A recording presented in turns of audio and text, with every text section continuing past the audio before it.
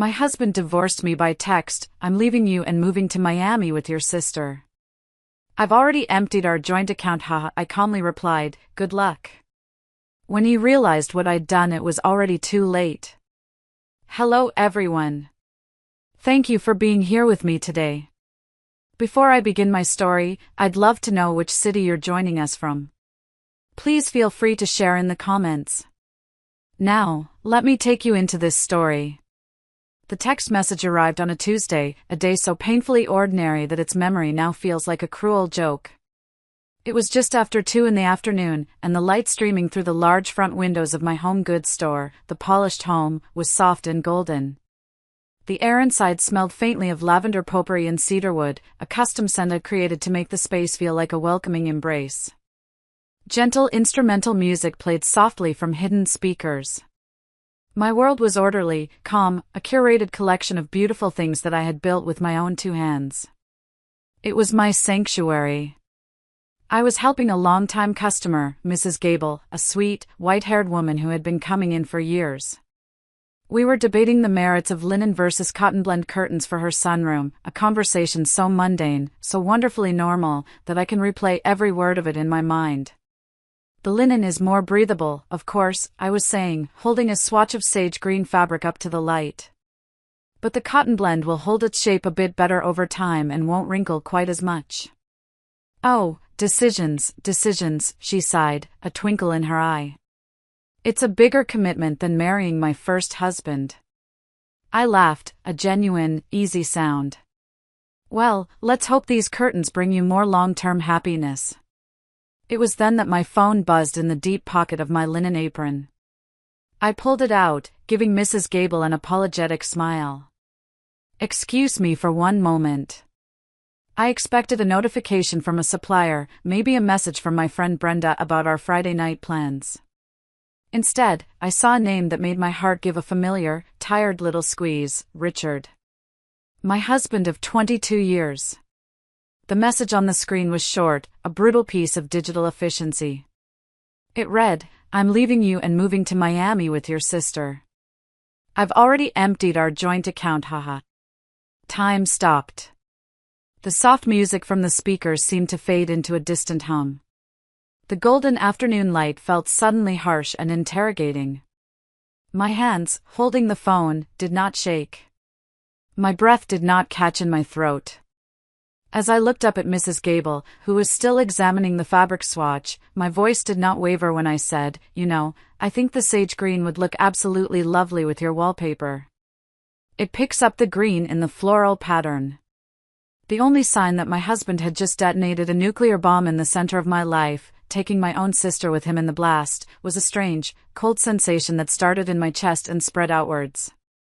It was a physical feeling, a tightening around my eyes, as if the skin there had suddenly turned to parchment. The world had narrowed to a sharp, painful point, but my body, my voice, my professional smile, they all continued to function on autopilot. The word that my brain couldn't process was sister. It hung in the air, a ghost visible only to me. Not a 20-year-old receptionist, not some anonymous woman I could despise without complication. Audrey. My little sister. 28 years old. The girl whose scraped knees I'd bandaged when she was 6. The girl whose high school graduation speech I'd helped write. The woman whose wedding I had toasted with tears of genuine happiness just a few years ago, telling her new husband how lucky he was to have her. And the haha. That simple, 2-letter laugh was the cruelest part. It was a jab of the knife, a final twist. It wasn't just a betrayal, it was a victory lap. He was gloating. In his mind, I was already a crumpled heap on the floor, surrounded by the scented candles and decorative throw pillows of my broken life. He was imagining me shattered. I continued with Mrs. Gable, discussing curtain rods and installation timelines. I walked her to the counter, rang up her purchase, and wrapped her items in our signature silver paper with a sprig of dried lavender tucked into the ribbon. Have a wonderful afternoon, I said, my smile feeling like a mask I was holding up with both hands. You too, dear, she said, oblivious. You're always such a calming presence. When the bell above the door chimed her departure, I stood motionless for a long moment, the silence of the store pressing in on me. I looked at my phone again. The words were still there. Stark. Black. Final. I thought about the 22 years, the shared homes, the inside jokes that no one else would understand, the comfortable silence of reading together on a Sunday afternoon. I thought about Audrey, who had been at our house for dinner not 3 days ago, raving about my roast chicken and asking if I'd email her the recipe. Had she been laughing at me then, too? My fingers, moving with a precision that felt detached from my body, moved across the screen. I typed my response, 2 simple words that felt both impossibly small and monumentally heavy. Good luck. My name is Carolyn, and I was 48 years old when my life was cleaved in two. While Richard was probably popping champagne with my sister, basking in the glow of his grand, treacherous escape, I began my closing routine. I straightened a crooked picture frame. I wiped an invisible smudge from the glass countertop. I fluffed a pillow that was already perfectly plump. Each small, methodical action was a tiny anchor in a world that had just been swept away by a tidal wave. The click of the deadbolt in the heavy oak door felt louder than usual, a sound that separated my old life from whatever came next. He thought he had ended our story. He had no idea I was the one who was about to write the final chapter. The 10-minute drive home was the longest of my life. Each turn, each familiar house, each meticulously manicured lawn was a landmark in a country I no longer recognized. The world outside the car was exactly the same, but inside, I was a refugee fleeing the ruins of my own heart. The signs, you see, had been there for months, maybe even years. I had just been reading them in the wrong language, stubbornly translating them into a narrative I could live with. My mind, now a frantic detective, began re-examining the evidence. I thought back to all the late-night phone calls. I'd be in bed reading, and Richard would be in his study, the door pulled almost closed, his voice a low, intimate murmur. If I asked the next morning who he'd been talking to, he'd wave a dismissive hand, not even looking up from his newspaper. Oh, just Audrey. You know how she gets. Stressed about work, complaining about her landlord. I'd felt a familiar pang of sympathy for my sensitive little sister, never a flicker of suspicion. It was Audrey. We were sisters. Sisters didn't steal each other's husbands. That was something that happened in trashy television shows, not in our quiet, suburban lives. Then there were the financial oddities, the little red flags I had painted a neutral beige. The sudden password protection on his laptop, which he claimed was for company security protocol. The way he'd started talking about long-term, high-risk investments I was never allowed to see the details of because they were too complicated. He'd become a connoisseur of new clothes from expensive brands, $100 bottles of cologne, and a sudden, fervent devotion to the gym, trying to rewind the clock on his 50-year-old frame. I had chalked it all up to a classic midlife crisis, a harmless, if slightly pathetic, vanity. I'd even teased him about it, joking that he was going to trade me in for a younger model. He had laughed, a little too loudly. The memory of that laugh now curdled in my stomach. The real moment of clarity, the one that had cut through the thick fog of my denial, had come 3 months ago. It was a Saturday, and I was doing a seasonal closet swap, moving our winter coats into storage. I reached into the pocket of his heavy wool overcoat and my fingers brushed against a small, stiff piece of paper. It was a receipt from a high-end, custom jewelry store downtown. It was for a delicate, one-of-a-kind gold necklace with a single, pear-shaped sapphire. The price made my breath catch. It was a beautiful, deeply personal, and very expensive piece of jewelry. My birthday had been 2 months prior. Our anniversary wasn't for another 6. I stood there in the quiet of our bedroom, the scent of cedar and old memories around me, my mind racing. Maybe it was a surprise for me? An early anniversary gift? But that didn't feel right. Richard was not a planner of romantic surprises. When I casually asked him about it that evening over dinner, he'd stammered, dropping his fork with a clatter. He claimed it was a corporate gift for a client's wife, a necessary business expense to close a big deal. It was a clumsy, unconvincing lie, but I let it go. I wanted to believe him. 2 weeks later, the truth arrived via social media. Audrey posted a photo album from a weekend trip with her friends. The caption was bubbly, "Best weekend with my best girls." In one of the pictures, she was at brunch, head tilted just so, laughing at something off camera. And there, resting in the hollow of her throat, catching the light just so, was the delicate gold and sapphire necklace. The world went silent. The blood drained from my face. I zoomed in on the photo until the pixels blurred, my heart pounding a sick, heavy rhythm against my ribs. It wasn't just a necklace. It was a confession. It was a trophy. Every late-night call, every whispered conversation, every shared, secret smile that I had willfully misinterpreted, it all crashed down on me in one, soul-crushing wave. That same evening, after Richard was asleep, his gentle snores a sound I suddenly despised, I went downstairs. I sat at the kitchen table where my family had shared thousands of meals and, with shaking hands, opened a new bank account at a different bank, an account under my name only. The next day, I quietly began the process of moving my personal savings, the money I'd earned from my business before we were even married, into that new, safe place. I then made an appointment with a divorce lawyer. Susan was a sharp, empathetic woman who listened to my story without judgment. She advised me to start documenting everything. Don't confront them, she'd warned. Let them think you know nothing. An unsuspecting opponent is a careless opponent. So I became a quiet spy in my own home. I created a separate, password-protected folder on my computer, a meticulous chronicle of betrayal, complete with screenshots of Audrey's photo, dates of late-night calls, and suspicious credit card statements.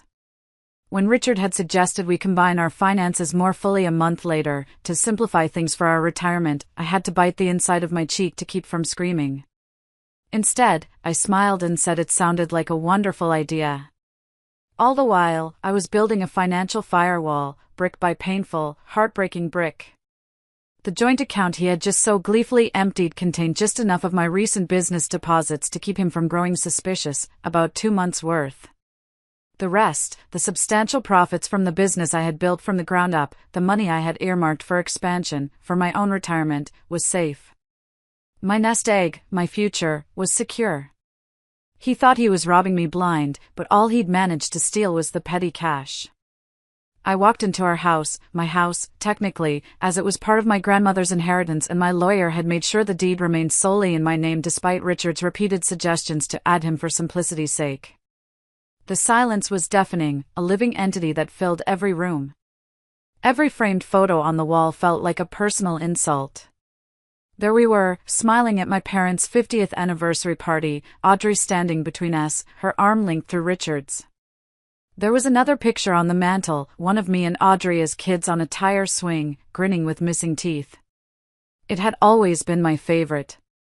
Now, it looked like a portrait of a stranger and her future betrayer. A gallery of carefully curated lies. My phone buzzed again, yanking me from my morbid tour of our past. It was Richard. Don't bother begging. Audrey and I are on our way to the airport. We'll send for our things later. Audrey. He was using her name now, brandishing it like a weapon. He wanted to make sure I knew the full scope of the wound. Another buzz. I know this must be hard on you. You're not getting any younger, after all. At least you have your little hobby store to keep you busy. My little hobby store. The business I had started with a small business loan and a mountain of ambition 15 years ago, back when Richard was between jobs and I was the primary breadwinner. The business that now had 2 successful locations and generated a significantly higher income than his middle management salary. The business he had always patronized, calling it cute and patting me on the head for my little projects in front of our friends. The rage that simmered beneath my shock was cold and sharp. I meticulously screenshotted each message and saved it to the evidence folder on my laptop, the file simply named betrayal. Let him keep talking. Let him dig his own grave with his thumbs. Instead of responding to him, I made the most important call of my life. Not to my mother, not to my best friend. I called Susan, my lawyer. The one whose number had been saved in my phone under the innocuous name dentist appointment for the last 3 months.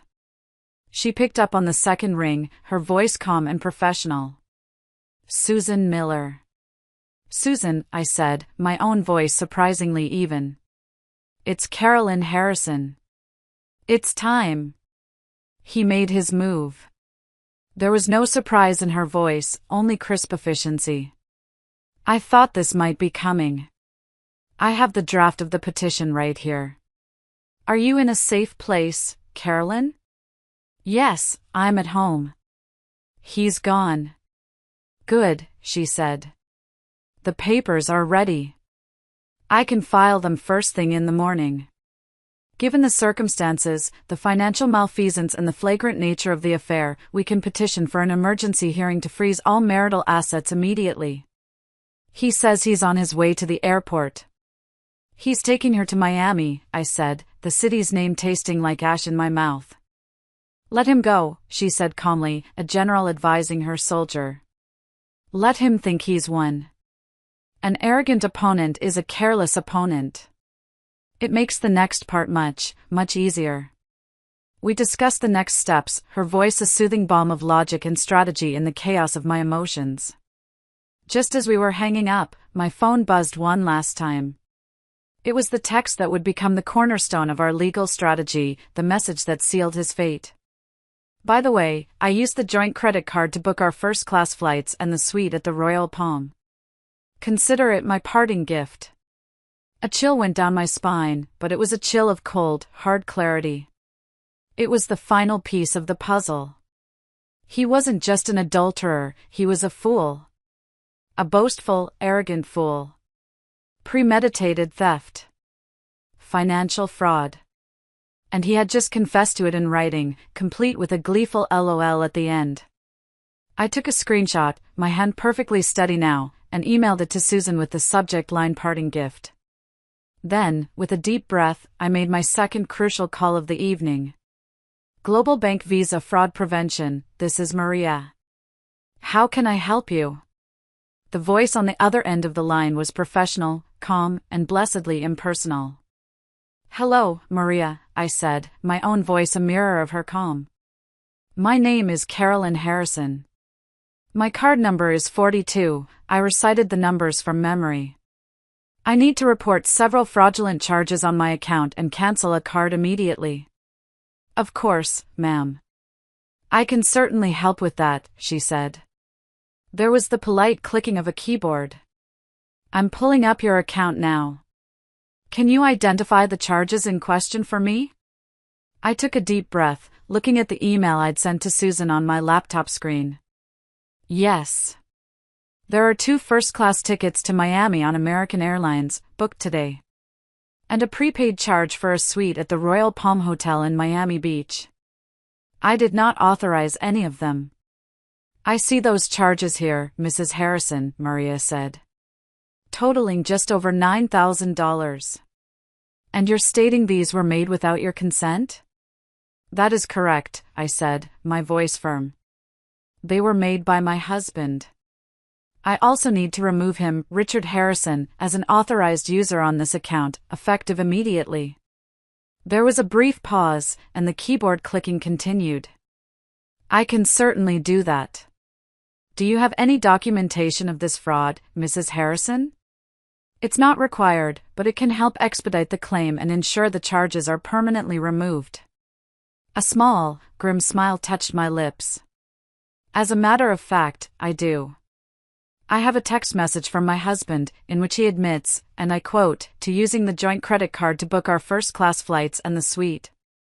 He was funding a trip with his mistress, who also, unfortunately, happens to be my sister. I would be more than happy to forward that text message, along with this phone call's timestamp, to your fraud department. The professional tone on the other end of the line faltered for just a second. I heard a small, sharp intake of breath. Oh, she said. Then, her voice returned, but with a new edge of what I could only describe as righteous solidarity. Well, That should certainly be more than sufficient, Mrs. Harrison. I am processing the reversal of these charges now. They will be removed from your statement, and a formal investigation will be opened. And I have removed Richard Harrison from the account. His card is now deactivated. He will no longer be able to use it. Thank you, Maria. You've been very helpful. It is my absolute pleasure, she said, and I knew, with every fiber of my being, that she meant it. I hung up the phone and stood in the suffocating quiet of my kitchen. I imagined the scene with a cinematic clarity. Richard and Audrey, giddy with their escape, feeling like the heroes of their own romantic movie, striding up to the first-class check-in counter at the airport. The polite but firm "I'm sorry, sir, but these tickets have been invalidated." The confusion. The dawning horror. The frantic, hushed call to the Royal Palm, only to be told their luxurious suite reservation had been cancelled due to a payment issue.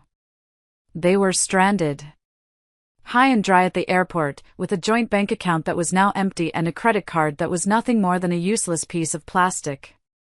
Richard's personal cards, I knew from my quiet investigation, had been maxed out for months, funding the expensive dinners, secret hotel stays, and the sapphire necklace of his double life. My phone buzzed. It was him. "You know, I feel bad about the house. I'll let you stay there for a few months until you find a smaller place. We can sell it in the spring." I actually laughed out loud at that one, a short, sharp bark of a laugh that held no humor. Did his ego really know no bounds? Had he completely forgotten whose name, and whose name alone, was on the deed to my grandmother's house? Another buzz. "And I know the store means a lot to you. We can work out a fair payment for my half. I have records of how much I supported you."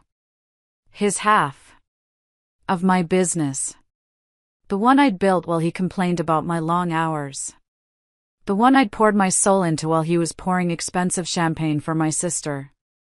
I walked over to the wine rack and pulled out the good bottle, the expensive Cabernet I'd been saving for our 23rd anniversary.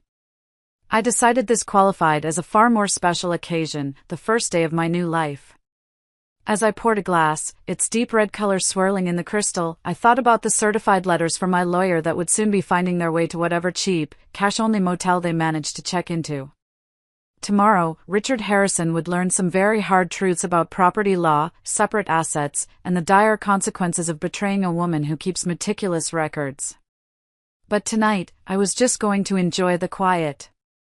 The next morning, the predicted storm arrived, not with thunder and lightning, but with the furious, tinny vibration of a cell phone on a granite countertop. I had woken up after a few hours of restless sleep, the unfamiliar emptiness of the king-sized bed a constant, chilling reminder of my new reality. I'd made coffee, my movements slow and deliberate, and was sitting at the kitchen island when the barrage began. It was Richard. The messages came in a rapid, staccato burst of escalating panic. 7:15 a.m., "What the hell did you do to the credit card?" 7:18 a.m., "The airline won't honor our tickets. They said the payment was reversed. This is some kind of mistake." 7:25 a.m., "Audrey is crying. She's hysterical. Fix this. Now." 7:30 a.m., "The hotel cancelled everything. They said the card was declined. Answer me, Carolyn." 7:45 a.m., "This is vindictive and cruel. I'm calling the bank." I read the messages, each one a small, bitter pill of satisfaction.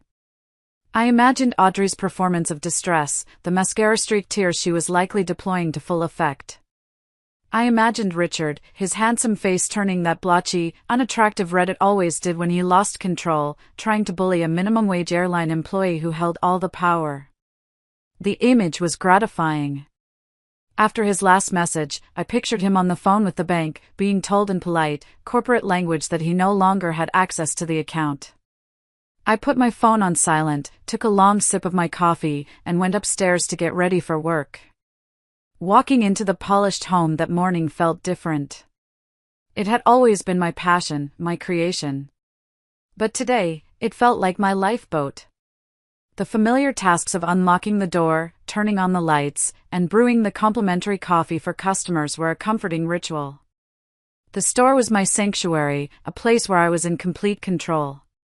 Here, I was not a wronged wife, I was Carolyn Harrison, owner and founder, a successful businesswoman. My assistant manager, a bright young woman named Chloe, greeted me with a cheerful good morning. She paused, her smile faltering slightly as she looked at my face. "Are you okay, Carolyn? You look tired." I forced a smile that felt brittle. "Just a long night, Chloe. Nothing a little caffeine can't fix." For hours, I lost myself in the work. I unpacked a new shipment of ceramics from a potter in Santa Fe, the feel of the cool, earthy clay in my hands grounding me. I redesigned a window display, creating a cozy autumn scene with warm colors and soft textures. I helped customers, my voice calm and knowledgeable, my smile firmly in place. I was acting the part of myself, and with each passing hour, the role felt a little less like a performance. Around noon, just as I was finalizing the week's payroll in the quiet of my back office, my personal cell, the one I kept for emergencies and close family, began to ring. The screen flashed a picture of a smiling, white-haired woman with kind eyes. Mom. My heart, which had been beating a steady, calm rhythm all morning, suddenly lurched. This was the call I had been dreading more than any other.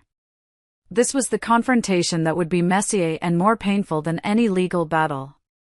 I took a deep, shuddering breath, pressed the green button, and stepped further into the office, closing the door behind me. "Hi, Mom." "Carolyn, thank God. I've been trying to reach you all morning. And Richard. And Audrey. No one is answering their phones." I was starting to get worried sick. "Is everything all right?" Her voice was tight with a genuine, maternal anxiety that made what I had to say next feel 10 times worse. Here it was. The moment of truth. There was no gentle way to deliver a blow like this. "Mom," I began, my voice miraculously steady. "Richard and we're separating. He left me last night." There was a stunned silence on the other end of the line, so profound I thought the call might have dropped. "What?" she finally managed, her voice a thin thread. "What are you talking about? He was just here for dinner on Sunday. You both seemed so happy." "I know. He left me for Audrey." The silence that followed was different. It was heavy, suffocating, charged with disbelief and dawning horror. I could hear her breathing, a ragged, hitching sound. When she finally spoke, her voice was a strained, broken whisper. "No. That's not possible. Audrey wouldn't. There must be some misunderstanding, Carolyn. You must have gotten it wrong." "There's no misunderstanding, Mom," I said, the words tasting like poison. "He sent me a text message last night. He told me he was taking her to Miami and that he had emptied our joint bank account." The words sounded even more insane, more melodramatic, when I said them out loud to my own mother. I waited for the explosion of anger, the fierce, maternal condemnation of Richard and Audrey. I waited for her to ask if I was okay, if I needed her to come over. I waited for her to be my mother. Instead, what I got was a different kind of explosion, one that left me more wounded than Richard's betrayal ever could. "A text message?" Eleanor's voice was suddenly sharp, laced with a strange, defensive disbelief. But the disbelief wasn't aimed at Richard, or at Audrey. It was aimed at me. "Carolyn, what did you do?" I was so profoundly stunned I couldn't speak for a moment. The question was a physical blow, knocking the air from my lungs. "What did I?" "Mom, what are you talking about?" "I didn't do anything. He left me for my sister."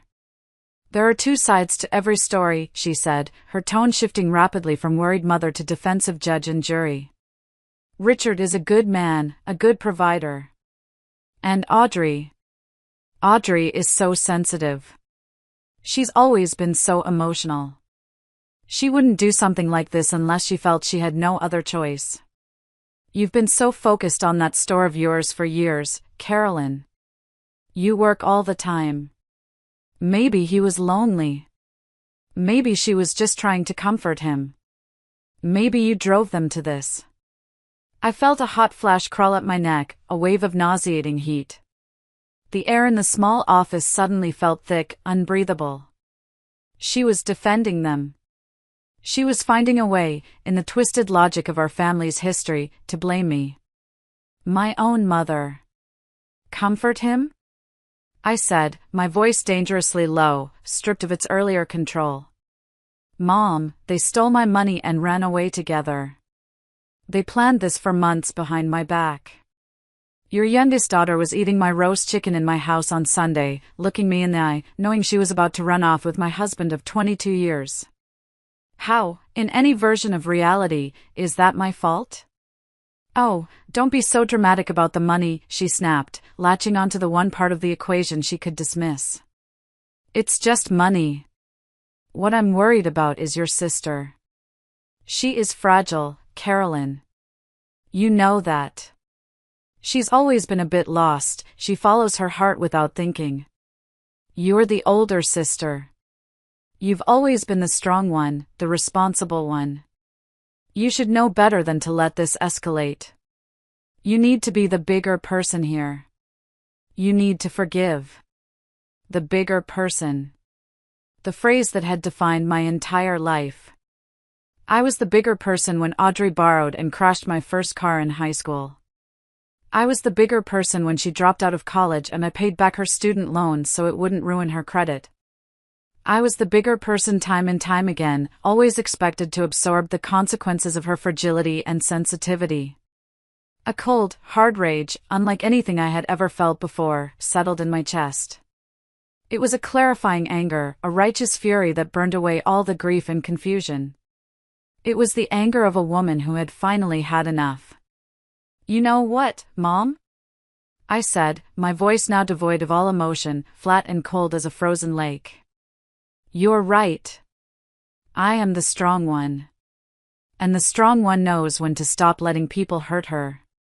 What is that supposed to mean? She asked, a note of real panic finally entering her voice as she sensed her control slipping. It means I have his texts, Mom. All of them. The ones bragging about taking my money. The ones mocking my age. The ones detailing his romantic Miami getaway with his sensitive soulmate. My lawyer finds them very, very interesting. Lawyer, she squeaked, the word a small, terrified sound. Yes, Mom. A lawyer. Because this isn't a family squabble that can be fixed with a hug and an apology. This is theft. This is fraud. This is a legal matter now. I paused, letting the weight of those words sink in. And you're her mother, I continued, my voice like ice. You should have taught her the difference between following her heart and destroying her family. You should have taught her not to sleep with her sister's husband. I didn't wait for a reply. I ended the call. I stood there in the ringing silence, my phone clutched in my hand, my whole body trembling with adrenaline and a terrible, liberating rage. The betrayal from Richard had been a knife to the heart. The one from Audrey had been a second knife, right next to the first. But this betrayal from my own mother, from the one person who was supposed to love and protect me unconditionally, this was the one that severed the final cord. In that moment, I realized I was truly, completely on my own. And a strange thing happened. It didn't feel scary. It felt like freedom. By late that afternoon, the small-town Grapevine, which operated with the speed and efficiency of a state-of-the-art intelligence agency, began to bear its bitter fruit. My best friend Brenda, a fiercely loyal woman whose cousin worked at one of the larger hotels near the airport, called me. You are not going to believe this, she said, foregoing any preamble. Her voice was a conspiratorial whisper. So, Diane's son works the front desk at the Marriott, and he said a man matching Richard's description tried to check in last night with some young blonde. All his cards were declined. All of them. They had a huge, embarrassing fight right there in the lobby, and he was yelling about his wife being a vindictive bitch. Then they stormed out.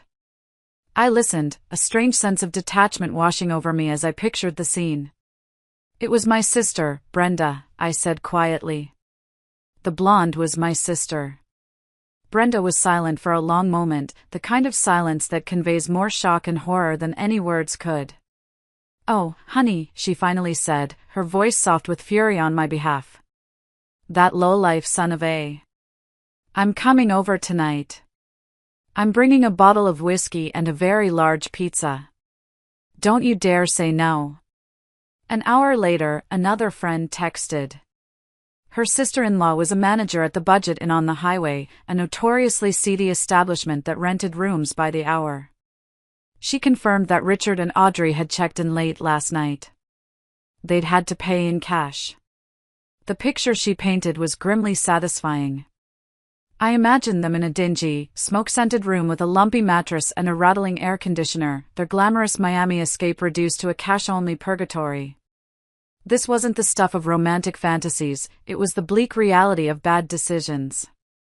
Just before 5 o'clock, as I was getting ready to close the store, Susan, my lawyer, called with an update.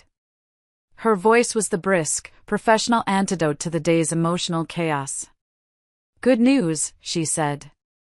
"The judge granted our petition for an emergency hearing. It's scheduled for Monday morning at 9 o'clock. I've already had a process server dispatched to their new, charming address at the Budget Inn. They'll be served with the divorce papers and the court summons this evening." I let out a breath I didn't realize I'd been holding. "That was fast."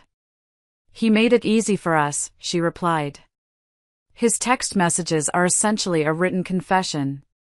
Given that, and the documented credit card fraud, we're in a very strong position to get all remaining marital assets frozen until the final settlement." "He doesn't have any assets left to freeze," I said dryly. "He took the cash." "You'd be surprised what we can find," she said cryptically. "A 401k he thought you didn't know about, perhaps. And speaking of which, your sister's social media is a gift that keeps on giving. She's been posting all day. Vague, dramatic updates about unexpected adventures and life throwing you curveballs. She even posted a blurry selfie of them in front of the motel's dirty window, trying to make it look ironic and artistic. It provides an excellent timeline and corroborates their location. She's building our case for us, one sad post at a time. I smiled, a real smile this time, though it felt rusty. Richard had been so focused on his grand gesture, and Audrey so focused on her starring role in a romantic drama, that they had never stopped to consider that I might be watching, waiting, and preparing. Their arrogance was their undoing. As if on cue, my phone buzzed with a text from a number I didn't recognize. A prepaid burner phone, no doubt, purchased with the last of their cash. It was Richard. "This is all your fault. You've ruined everything. But you won't get away with it. I have copies of all of the Polished Homes financial records from the house. I helped you build that business with my support. Half of it is mine, and I will get it." I laughed, a short, sharp sound of disbelief. I forwarded the text to Susan with the note, "More for the file." Then I blocked the number. Let him learn the hard way about separate assets, business incorporation, and the supreme folly of threatening a woman who has all the receipts. Monday morning was gray and overcast, the sky the color of unpolished steel, a fitting backdrop for the day's drama. I chose my outfit with the care of a general preparing for battle, a charcoal gray suit, exquisitely tailored, with a crisp white silk blouse. It was my armor. My heels were sensible but sharp, making a firm, decisive sound on the polished floors of the courthouse. I walked in feeling a strange, centered calm. I was no longer a victim reacting to a sudden betrayal, I was a woman executing a carefully constructed plan. Richard was already there, standing in the wide, echoing hallway with his hastily hired lawyer. He looked awful. He had lost weight in the past week, and his skin had a pasty, unhealthy pallor. The designer jeans and trendy blazer he wore, clearly part of his new life wardrobe, just looked sad and out of place under the harsh fluorescent lights of the county courthouse. He looked like a man playing a role he had forgotten the lines to. And then I saw her. Audrey. She was standing a few feet away from him, perched awkwardly on a wooden bench. She was trying to look supportive, but mostly she just looked young, scared, and completely out of her depth.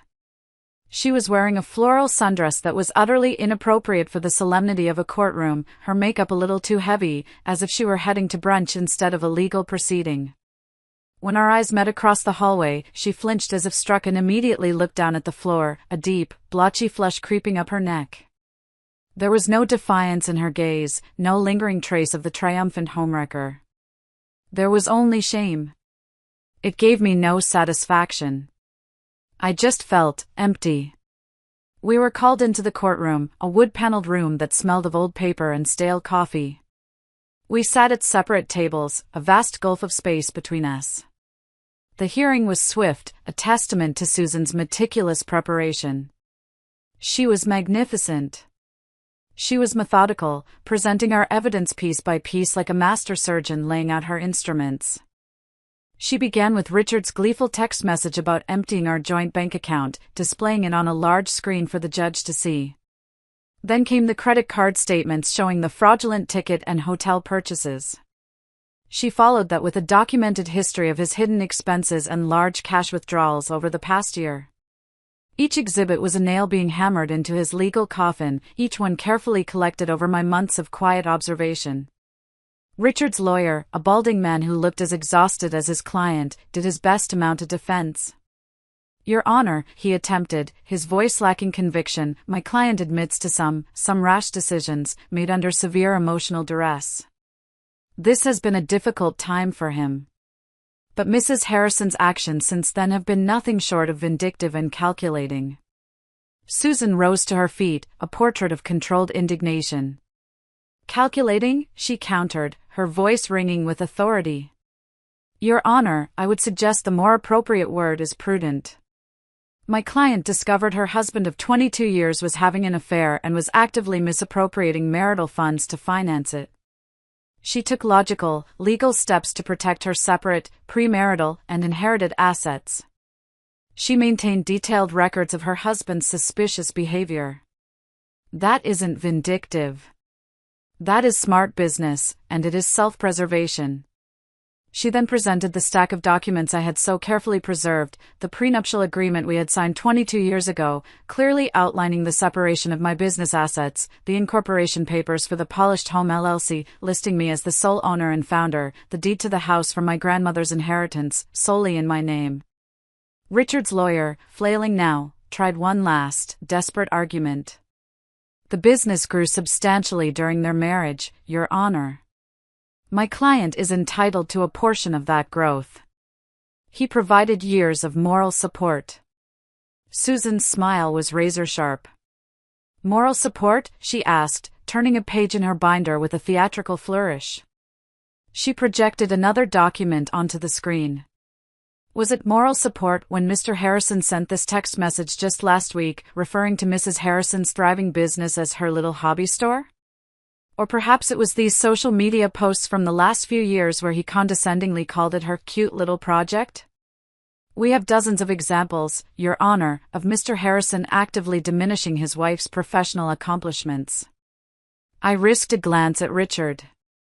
I watched his face as the full reality of his situation finally, irrevocably, began to sink in. The last of his blustering arrogance was gone, replaced by the raw, wide-eyed fear of a man who has just realized he has overplayed his hand so badly that he's lost the entire game. He thought this would be easy. Empty the accounts, run off with the younger, adoring sister, and then bully me into giving him half of everything I'd built. He had never bothered to understand me, my business, or my quiet strength. Now, that quiet strength, backed by meticulous documentation, was about to crush him. In the back row, Audrey just sat, looking smaller and smaller with each piece of evidence, a sad, silent testament to the wreckage of their great romance. The judge, a no-nonsense woman in her 60s named Judge Marion Albright, peered over her glasses at the documents Susan had presented. She was known for her sharp legal mind and her utter lack of patience for fools. She looked from the papers to Richard, and her expression was a mask of stern, undisguised disapproval. "Mr. Harrison," she said, her voice cutting through the tense quiet of the courtroom. "Please stand." Richard struggled to his feet, his expensive blazer suddenly looking cheap and ill-fitting. "You admitted via text message," the judge continued, her eyes fixed on him, "to deliberately emptying a joint bank account that your wife's income primarily funded. You then used a shared credit card, which you subsequently admitted to in another text, to fund a trip to Miami with your paramour, who, the court notes with extreme distaste, is your wife's own sister. Do you deny sending these messages, Mr. Harrison?" Richard swallowed hard, his Adam's apple bobbing. "No, Your Honor, but—" "There are no buts," she interrupted sharply. "You were then served with a summons to appear here today at the Budget Inn on Highway 12, a location I imagine is quite a departure from the Royal Palm Suite you had intended to occupy. Is that correct?" "Yes, Your Honor," he mumbled, his eyes on the floor. "And now," she went on, her voice rising slightly, "you are attempting to claim rights to a business and a piece of real estate that this mountain of documentation clearly shows are separate from the marital assets, established long before the significant growth you're now trying to claim a piece of? Is that the gist of your argument?" The panic in his eyes was palpable now. He looked at his lawyer, who offered a helpless shrug. He was alone. The judge didn't wait for an answer. She delivered her ruling with the swift, merciless precision of a guillotine. "The court finds more than sufficient evidence of financial misconduct, fraud, and egregious bad faith on the part of Mr. Harrison," she announced, her voice ringing with judicial authority. "Therefore, the petition to freeze all remaining marital assets is granted, effective immediately. Furthermore, Mr. Harrison is ordered to return the entirety of the funds removed from the joint accounts, $52,480, to Mrs. Harrison within 24 hours. "But that money's gone," Richard protested, his voice cracking with desperation.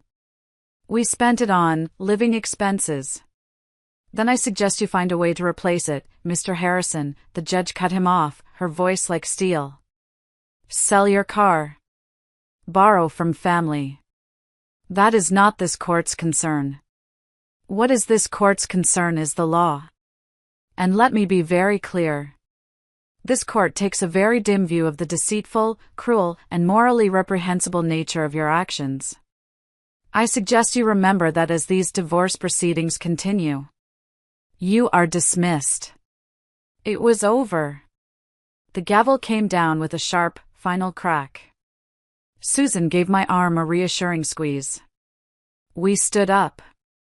As we walked toward the aisle, I heard Richard hissing at his lawyer, "What do I do now?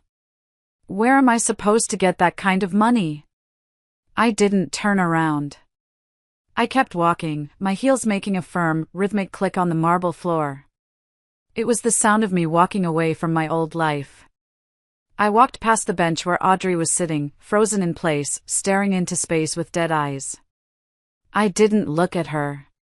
She no longer existed for me. I stepped out of the courthouse and into the pale, watery morning sun.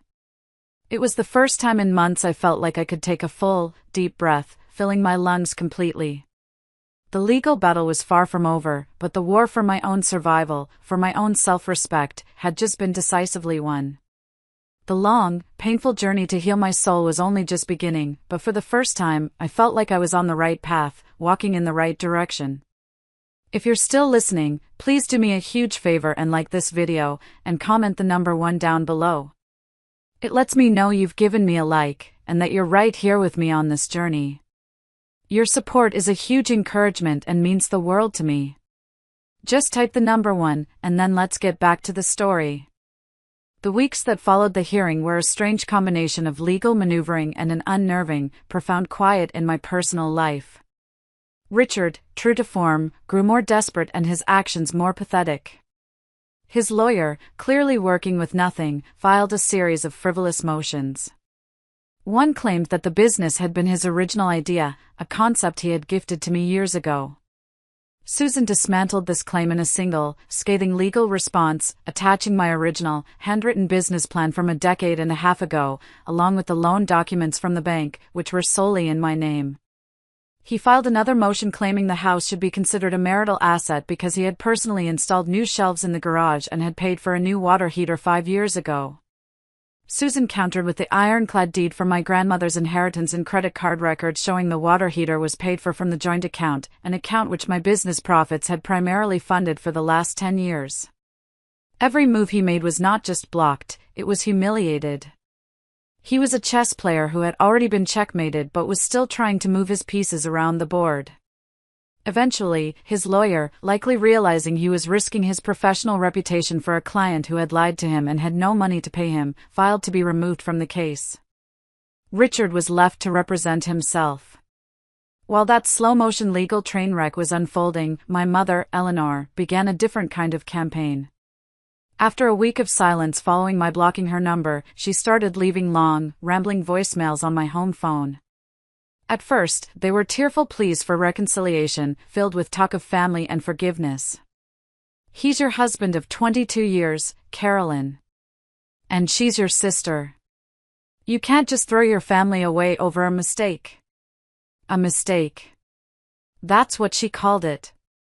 A catastrophic, premeditated betrayal was, in her mind, a simple mistake.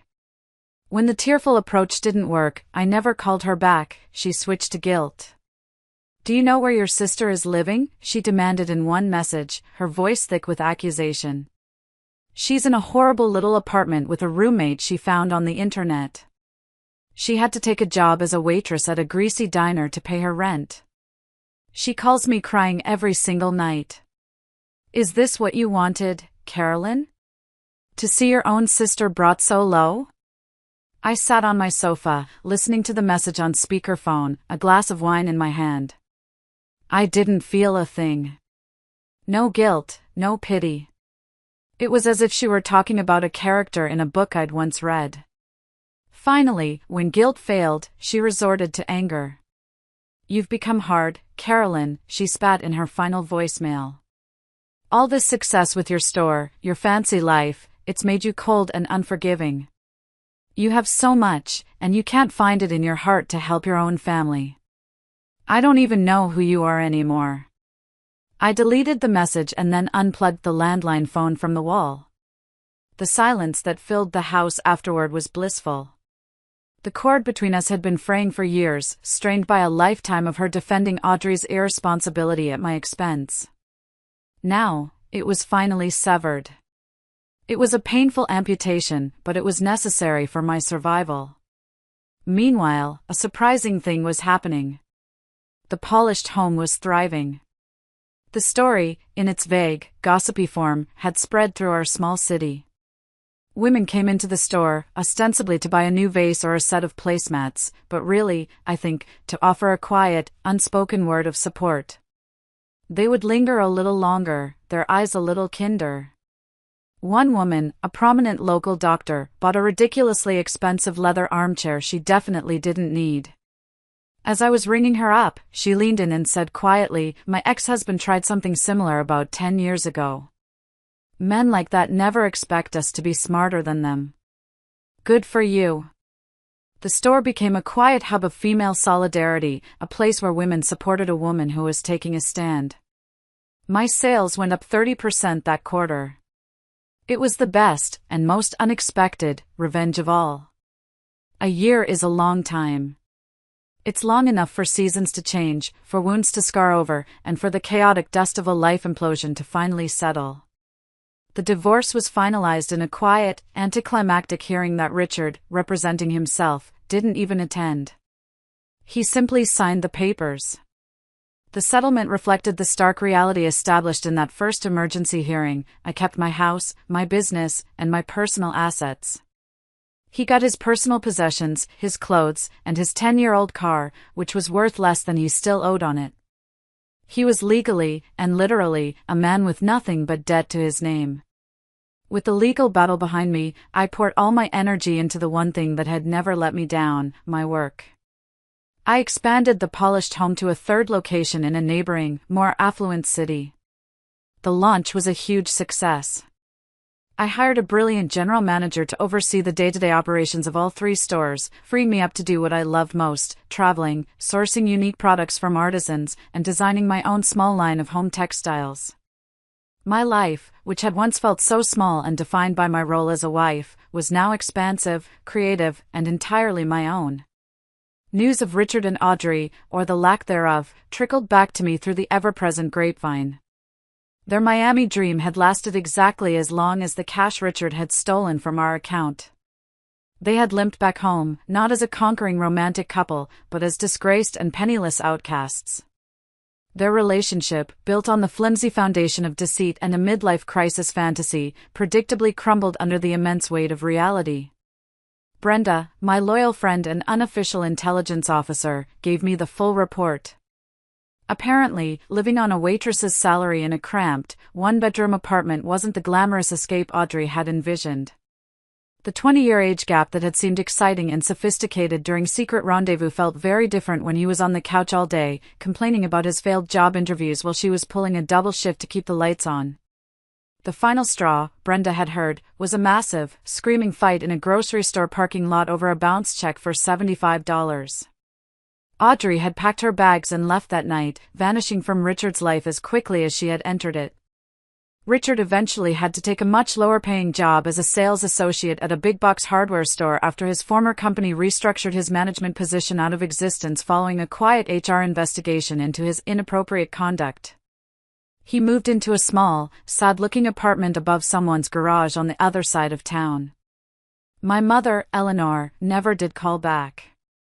I heard through a cousin that after Audrey left Richard, she moved to another state to start over, cutting off contact with almost everyone from her old life, including her mother. Eleanor was left alone, having alienated one daughter and been abandoned by the other. A part of me felt a pang of sadness for her, but it was a distant, detached feeling. She had made her choice, and I had made mine. Some wounds, I was learning, don't fully heal. You just learn to live with the scar. My business was my salvation, the proof of my resilience written in profit and loss statements. It was more than just a source of income, it was a testament to my own strength and foresight. In my newly redecorated office, I had framed my original business plan, the one I had written at my kitchen table 15 years ago with a sleeping baby monitor next to me. It was a constant reminder that my success was mine and mine alone. I had built it, and no one could take that away from me. It was 5 years after that terrible, transformative Tuesday. 5 years. In that time, the polished home had grown beyond my wildest dreams, with 5 bustling locations across the state and a thriving online store that shipped nationally. I was in Chicago for a national home goods convention, not as an attendee this time, but as a keynote speaker. My topic was officially about building a resilient brand in a changing market, but I knew, and the hundreds of women in the audience knew, that it was really about building a resilient life. After my speech, I was energized but tired. I declined the invitations to fancy networking dinners and instead opted for a quiet, simple meal by myself. I found a diner near my hotel, the kind of wonderfully authentic place with red vinyl booths, a long Formica counter, and coffee that's been brewing a little too long. It felt real and grounding. I slid into a booth, the vinyl cool against my skin, and opened my notebook to jot down some thoughts from the day. A few moments later, a waitress came to my table, a coffee pot in one hand and a notepad in the other. "Be right with you, hon. Want some coffee while you look at the menu?" she asked, her voice flat and tired. I looked up from my notebook to say yes, and the word died in my throat.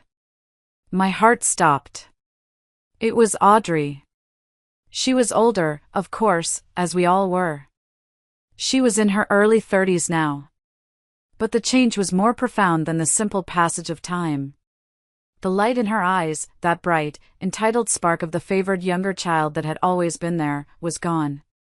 It had been replaced by a deep, weary resignation. Her blonde hair was pulled back in a simple, severe ponytail, a few stray strands clinging to her temples. Her face was bare of makeup, revealing faint lines of stress around her eyes and mouth. Her hands, holding the notepad, were rough and chapped, the nails cut short. She looked diminished. utterly worn down by a life that had clearly not turned out the way she had planned.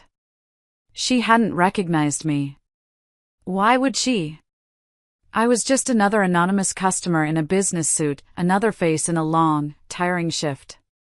But then, as I continued to stare, my own face a mask of shock, her eyes, which had glanced at me with professional indifference, suddenly widened. The flicker of recognition was instantaneous, followed by a wave of pure, horrified shock. The color drained from her face. The notepad and pen clattered from her nerveless fingers onto the floor. Neither of us said a word. The entire, tragic history of our lives, of shared childhood secrets, of unforgivable betrayal, of a family torn apart, hung in the silent, greasy air between us. I saw a flash of a dozen emotions on her face: raw shame, primal fear, a flicker of old resentment, and a deep, deep, bottomless sadness. There was no grand confrontation. There were no tears or angry words. The time for that had long, long passed. This wasn't a scene from a movie. It was just a quiet, profoundly sad moment in a random diner in Chicago. I saw a woman who had made a catastrophic, life-altering choice for a fantasy and was now living with the bleak, unending consequences. The glamorous escape to Miami had led her here, to a greasy spoon diner, serving coffee to the sister whose life she had so casually tried to destroy. Slowly, deliberately, I bent down.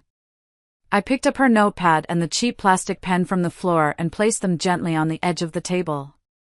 I looked at her, really looked at her, for what I knew would be the last time. And I felt nothing. The burning rage was gone. The soul-deep hurt had faded to a pale, distant scar. There was no anger, no hatred. Not even pity. There was just a vast, empty distance. She was a stranger to me now, a ghost from a life I no longer lived. I stood up, my movements calm and measured. I opened my wallet, took out a crisp $100 bill, and placed it on the table. It was enough to cover 100 non-existent meals and a generous tip. Then, I turned and walked out of the diner without looking back. That $100 bill wasn't an act of forgiveness, or even kindness. It was a closing statement. It was me, closing the book on that chapter of my life, on that version of my family, forever. It was a transaction that settled a debt I was no longer interested in collecting. As I stepped out into the cool night air of the city, the sounds of the traffic a comforting, anonymous roar, I felt a profound sense of peace settle over me. Richard's cruel text message, all those years ago, was meant to be an ending.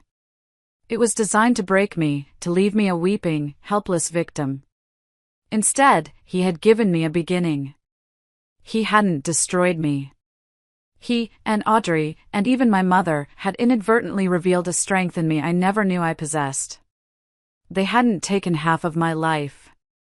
They had given me back all of mine, whole and complete. And it was more beautiful than anything I had ever owned before. Thank you for listening to my story.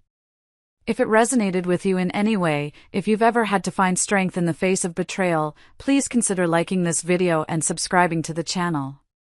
I'd love to read your thoughts in the comments below. What would you have done in my shoes? Your stories and your support mean the world to me. Until next time.